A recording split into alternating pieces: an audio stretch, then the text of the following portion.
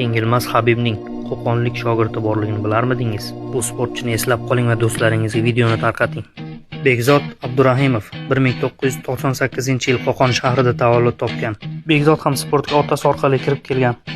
İlk faoliyatini dzyudodan boshlagan hamyurtimiz qo'l jangi, dzyudo, turon sporti bo'yicha sport ustasi unvonini qo'lga kiritadi. 18 yoshida esa MMAga ilk qadamlarini qo'yadi.